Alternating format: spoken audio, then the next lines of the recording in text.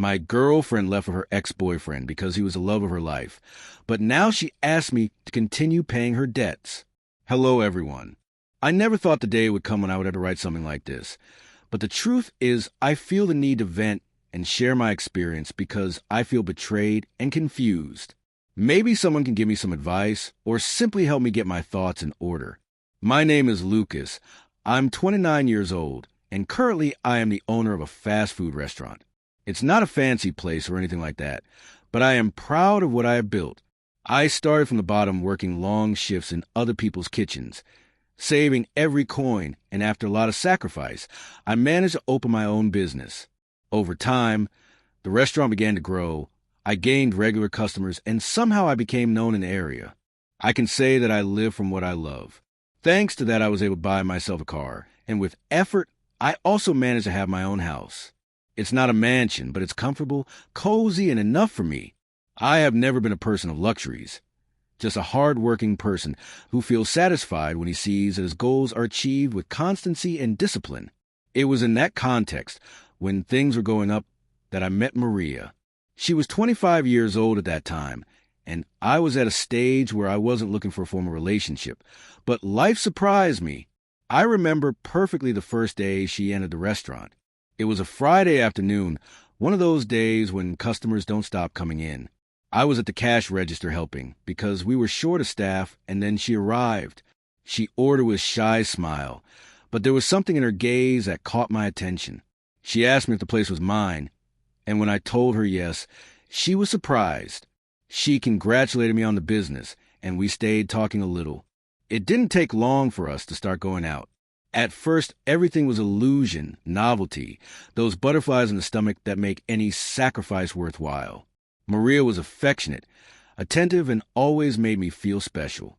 Little by little, we formalized things, and after a few months, we were boyfriend and girlfriend. However, over time, I began to notice that she had a very particular character. She was a jealous and unstable person. If she saw me talking to a female customer, even if it was just to serve her, she got upset. If someone left a comment on my social networks, she wanted to know who it was and why they were talking to me. At the beginning, I took it as a sign of interest, as if her jealousy were a reflection of how much she cared about our relationship. I was blinded by love, and instead of setting boundaries, I decided to endure. Over time, those attitudes became more frequent. Sometimes we argued over insignificant things. She could go from being fine to getting angry for no apparent reason. There were days when she told me that I was everything to her, and others when she seemed to doubt everything. I justified her mood swings by saying that perhaps she had insecurities or that she had had difficult experiences in the past. My mistake was believing that love alone was enough to fix everything. The truth is that I was in love. I believed that our relationship had a future, that we could overcome any obstacle. I thought about marrying her someday, about starting a family. I always included her in my plans and was convinced that she felt the same. Everything changed a few months ago. I noticed that Maria was different. She became more distant, distracted, as if her mind was somewhere else. When I asked her if something was wrong, she told me she was tired or that she had personal concerns. I tried not to pressure her, but the truth is that coldness began to affect me. The arguments became more frequent, and the uncomfortable silences became part of our daily life. I am not a distrustful person by nature, but something inside me began to suspect. I didn't know how to explain it, but I had the feeling that there was something she wasn't telling me. One day, while she was in the bathroom, her cell phone vibrated on the table. I don't usually check anyone's things, but at that moment the screen lit up and a notification appeared from a number I didn't have saved. The message said something like, "See you tomorrow. I can't stop thinking about you." I felt a punch in the stomach. My first reaction was to think that there must be some mistake, that maybe it was a friend joking, but intuition told me otherwise. I didn't do anything at that moment. I kept silent and waited to see if she said something. The next day I got up earlier than usual. I decided to follow her, without her noticing. I'm not proud of having done it, but I needed answers. She said she was going to visit a friend, but instead I saw her enter a cafe. I parked my car at some distance and stayed watching. A few minutes later, a man appeared. I didn't recognize him at first, but then I remembered that she had told me about her ex. Him. They greeted each other with too much familiarity, hugged, and stayed talking as if they were a couple. At that moment, I felt that my whole world was collapsing. I had the hope of being wrong, but the scene in front of my eyes confirmed what I feared most. Maria was cheating on me. I didn't approach. I didn't make a scene. I just stayed there watching in silence, feeling a mixture of rage, sadness, and disappointment. After a few minutes, I left because I didn't have the strength to stay or confront her at that moment. That same night, when she returned home, I decided to talk to her. I sat in front of her and told her directly that I knew what was happening. At first, she tried to deny it, but when she saw that I was sure, she lowered her gaze. What she told me next left me even more devastated. With tears in her eyes, she confessed that yes, she had been seeing her ex. And not only that, she told me that he was the true love of her life, that although she loved me, she had never stopped loving him. Hearing those words was like receiving a stab in the heart. Until that day, I thought we had a future, that the problems could be overcome. But suddenly I found myself in a reality that I couldn't change. I had been a replacement, a kind of temporary refuge while she remained emotionally tied to someone else. I didn't know what to answer at that moment. I just looked at her in silence while trying to hold back the tears. She asked me to understand her, that she hadn't planned it, that she had simply started feeling things she had never left behind. I felt devastated. Everything I had built with her in 3 years was crumbling in the cruelest way. And that's when I understood something painful, but necessary. Love is not enough when there is no sincerity or respect. However, what came next was even worse. To give a little context, in our relationship, I was always the one who took care of the big expenses. I don't regret having been generous because that's my way of showing affection. But over time, I realized that Maria got used to depending on me for absolutely everything. I paid the bills, the little trips we made from time to time, and even the debts she had before being with me. One of those debts was the car loan she drove. When we became boyfriend and girlfriend, she told me that she had bought that car in installments, but that she was having difficulties paying it. At that time, I already had the restaurant in a good stage, and I thought, it's okay, I can help her. I started taking care of the monthly payments. In my head, it was a gesture of support to my partner, an act of love. I never imagined that later that would become a weapon against me. A few weeks after our breakup, I was at the restaurant checking accounts when my cell phone rang. I saw it was her. I hesitated to answer, but I thought maybe she wanted to close some pending matter or pick up her things. I answered dryly, without wanting to prolong the conversation. "Hi, Lucas," she said in a tone as if nothing had happened. "What do you want, Maria?" I answered, "I just called to tell you that they told me you still haven't paid the car monthly payment. You should do it soon, because otherwise interest will accumulate." I was silent for a few seconds, in disbelief. "It's a joke, right?" I finally said with a nervous laugh, "I'm not kidding. You know that payment has always been made by you." That's when my blood boiled. Listen to me well. Maria, you and I are nothing anymore. You deceived yourself, and you deceived me, and you had the nerve to tell me that your ex is the love of your life. I have no reason to continue paying your debts. That car is yours, not mine. Sort out yourself. There was an uncomfortable silence, and then I hung up. I thought that would be the end, but I was wrong. During the following days, she started bombarding me with calls and messages. She said that I had to act like a man, and that I couldn't wash my hands of commitment I had already assumed. I blocked her, and she found a way to write to me from another number. I ignored everything I could, but the situation became more grotesque when her ex, that same guy she cheated on me with, also started calling me. The first time I saw his unknown number, I didn't answer, but then he insisted so much that I finally answered to end it once and for all. "Look, Lucas," he said mockingly. "Yes. Who is this?" "It's Daniel, Maria's partner." I couldn't believe it. That parasite who still lived with his parents, who had never done anything for her, now had the nerve to call me. "And what the hell do you want?" I replied, "Look, I don't want problems.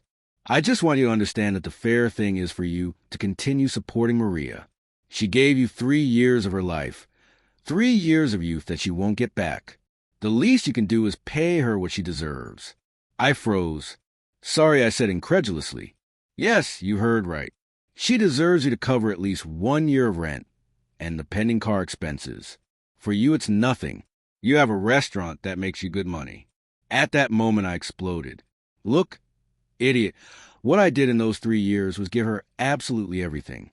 Stability, support, roof, and even paying her debts. Don't come telling me that I owe her something, because in reality, she is the one who failed me. I'm not going to give her 1 more peso. He tried to interrupt me, but I didn't let him. You know what your problem is, Daniel? You're a freeloader, a parasite who still depends on his parents and has never worked for himself. You have the face to demand that I continue supporting her when you, who are now her great love, can't even buy her a coffee. Why don't you take care of her car and her rent yourself? There was silence.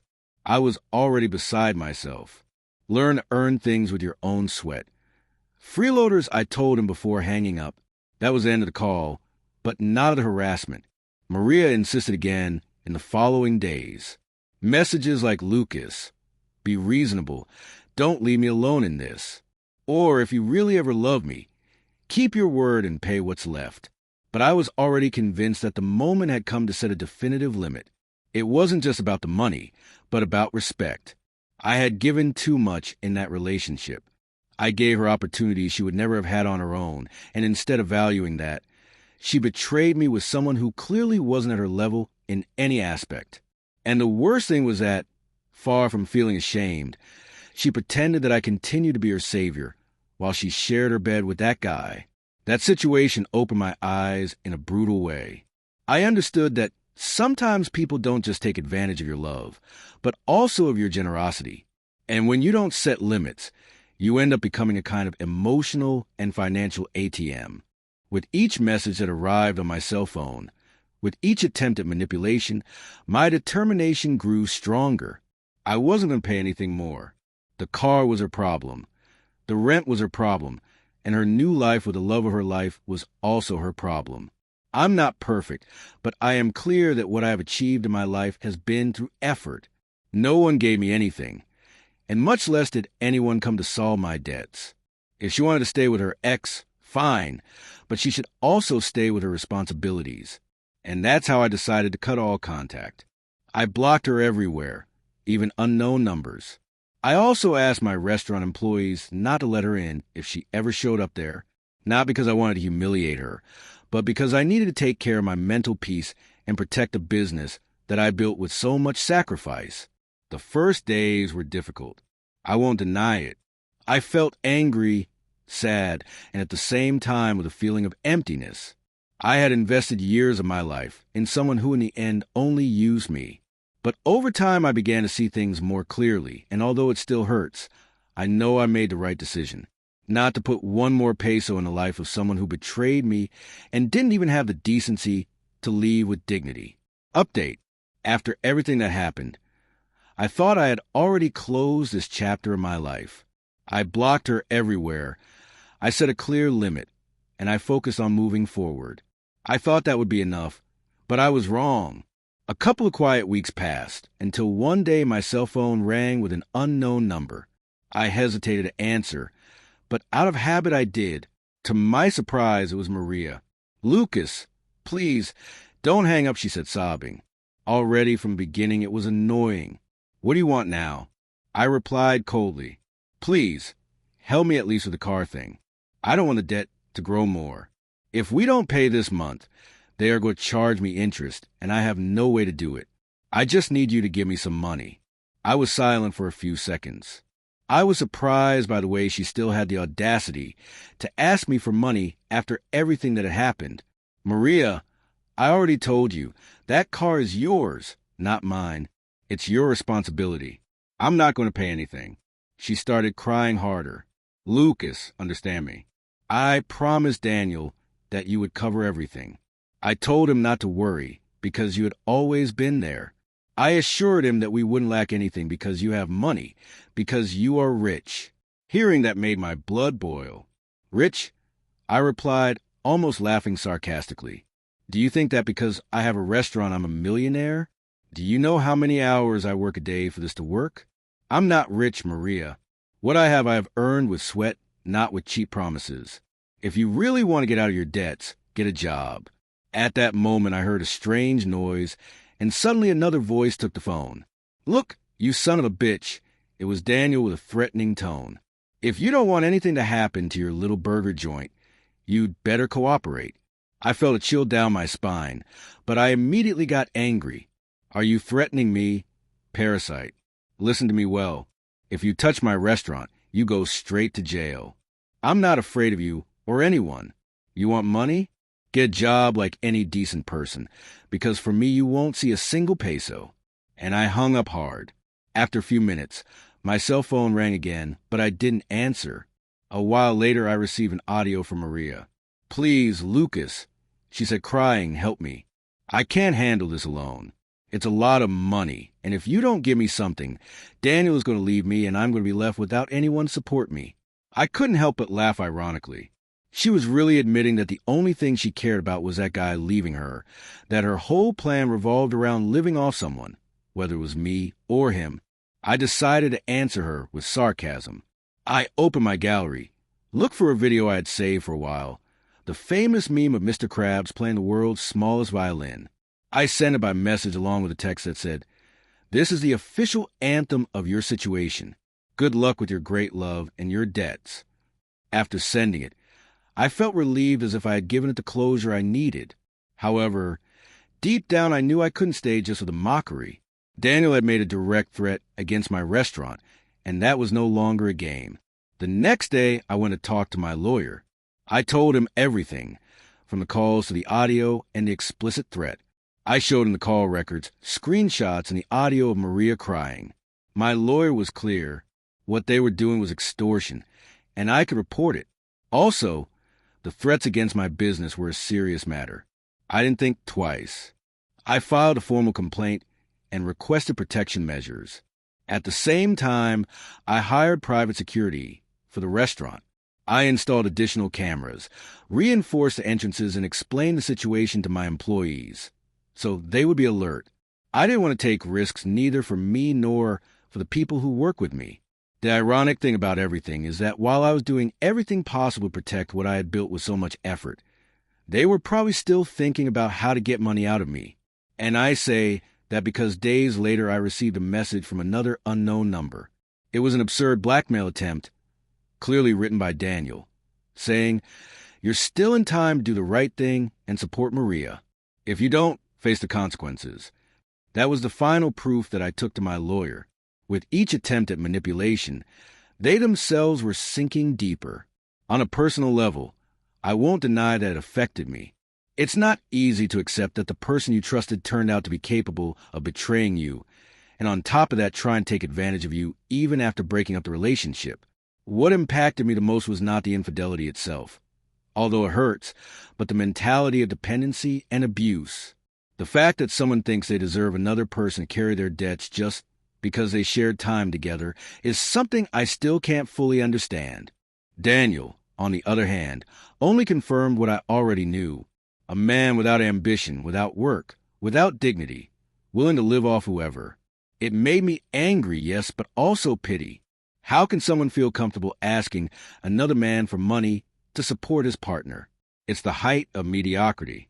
Today I can say that I am not afraid. I am legally protected and with extra security. If they try anything, they will have to face the consequences. But beyond that, I feel stronger than ever. That relationship taught me that setting limits is not being selfish. It is being fair to yourself. I learned not to confuse love with obligation, and I understood that helping is fine as long as the other person also does their part. What I experienced with Maria and Daniel was a bitter but necessary experience to open my eyes. Sometimes I stay thinking about the contrast. While I spend my days working, planning how to make my restaurant grow, they are probably still looking for someone to get money from. And although at some point that generated rage in me, now it generates relief. I keep moving forward. They remain stagnant. The love of her life turned out to be a man who can't even pay for his own coffee, and she, instead of recognizing it, still had the nerve to ask me to support her. That is the difference between someone who builds and someone who destroys.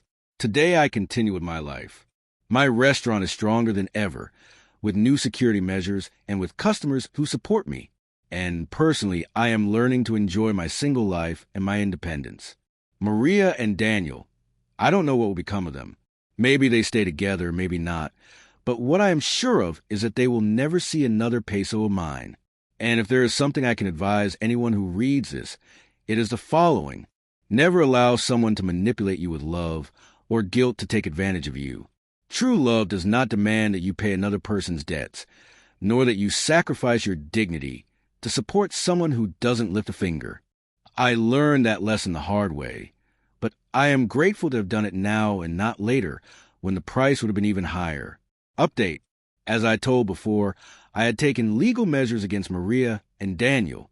The complaint was filed, the security in my restaurant reinforced, and I tried to continue with my life. Even so, there was always that discomfort in the air of not knowing if he would really carry out his threats. Well, that doubt was resolved one night that I will never forget. It was a Thursday, past midnight. The restaurant was already closed, but as always, there was a night watchman on duty. I was at home resting after an exhausting day, when suddenly my phone rang.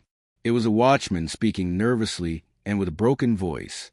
"Mr. Lucas, they just caught a man trying to spray paint the restaurant walls." I jumped out of bed. "What? Are you sure?" I asked incredulously.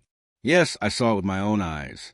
He was about to stain the entire facade when I surprised him. I yelled at him to stop, and he ran away. I called the police immediately, and they arrived in minutes. They chased him several blocks until they caught him. "Who was it?" I asked, although deep down I already suspected. That Daniel guy answered. I froze for a few seconds. I felt a mixture of rage, relief, and even ironic laughter. The man who had spent weeks threatening me had had the nerve to try to carry it out with a can of paint. I hung up and got dressed immediately to go to the restaurant. When I arrived, the patrol car was still parked outside. I approached the officers and confirmed the story. Daniel had been caught literally with paint-stained hands. He tried to escape running, but didn't get very far.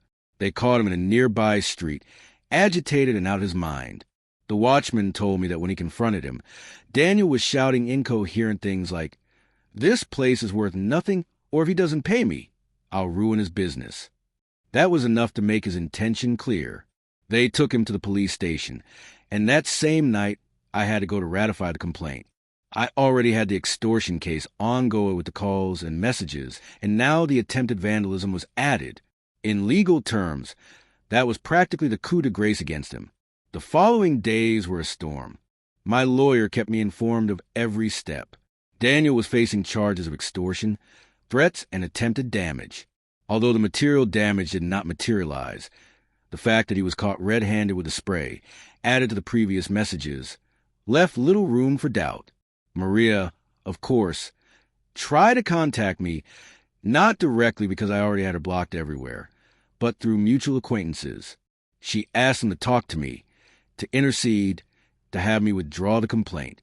She said that Daniel didn't deserve to go to jail, that he had acted out of desperation. Even some of those acquaintances hinted to me that perhaps I was exaggerating and that the best thing would be to let it go, but I didn't give in.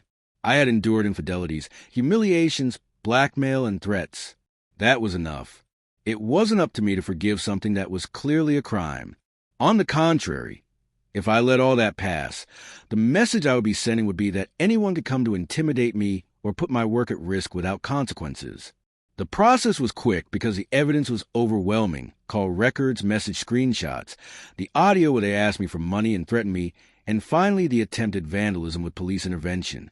Daniel ended up convicted. It wasn't a very long sentence, but enough for him to understand that life is not solved by living at the expense of others, much less with violence. He would spend some time behind bars and also have a criminal record. As for Maria, she was never directly accused because she hadn't carried out the threats or the vandalism. However, her moral complicity in the whole matter was clear. I no longer had anything more to talk about with her, and I left it like that. What did impress me was one last attempt by her to appeal to my feelings. One night, I received a very long message from an unknown number. It was her. She said things like, "Don't you understand what it means for a woman to be left alone? I just wanted someone to support me. And if Daniel ends up in prison, I will also sink with him." She ended with a plea for me to reconsider everything. I read it only once and then deleted it. I didn't respond. That person is no longer part of my life. And that's how everything ended. Today, looking back, I feel enormous relief. For months, I lived in a circle of manipulation where my generosity was used as bargaining chip and my love was confused with obligation. I thought I was helping someone who needed me when in reality, I was only feeding the comfort of two people incapable of supporting themselves. The restaurant is still standing, stronger than ever. In fact, the news of what happened spread among my customers, and instead of driving people away, it brought me more support. Many congratulated me for not letting myself be intimidated. Some even told me that firmness was a reason they admire my business, because it reflected my character. Personally, I learned that it's not all about giving. You have to know when to put a stop, because otherwise you end up empty, used, and even in danger. I also understood that not everyone deserves your help, and that love does not justify sacrificing your dignity or your principles. Daniel paid the consequences of his actions. Maria, well, she chose her path. I chose mine, and although this experience left me scars, it also left me an invaluable lesson.